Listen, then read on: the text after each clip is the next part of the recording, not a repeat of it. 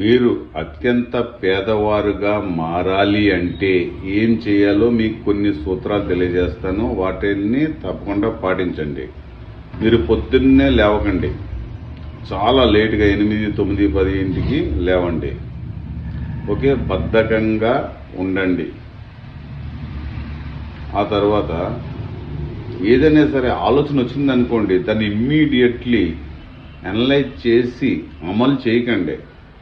Postpone చేయండి, మళ్ళీ postpone చేయండి. అట్లాగా దాన్ని బాగా ఆలోచన డిలే చేయండి, కానీ పని చేయకండి.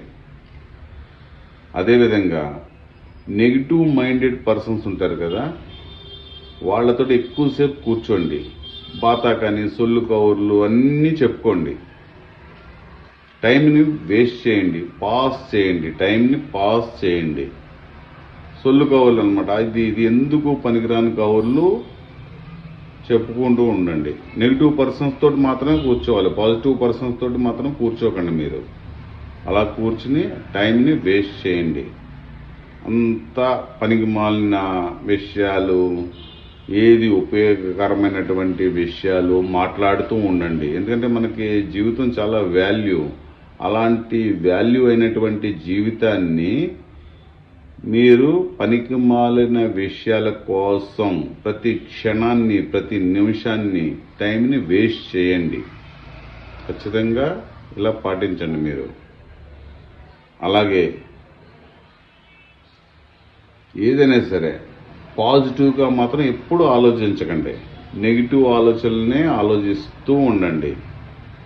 నెగిటివ్ విషయాలనే మాట్లాడండి.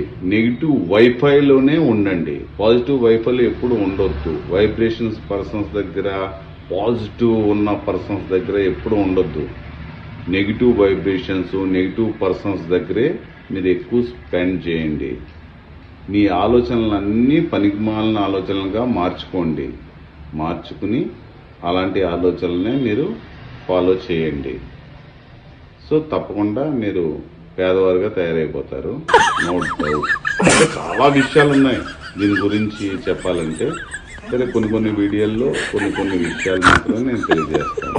Okay, thank you. See again. ఎందుకంటే పాజిటివ్గా చెప్పామనుకోండి, జల్దీ ఎక్కదు కదా, తొందరగా ఎక్కదు కదా. కొంచెం మనం నెగిటివ్ అన్నదే తొందరగా మనకి ఇంజెక్ట్ అవుద్ది అనమాట. సో ఆ నెగిటివ్ని ఇంజెక్ట్ చేసి మెల్లగా పాజిటివ్లోకి తీసుకురావాలి.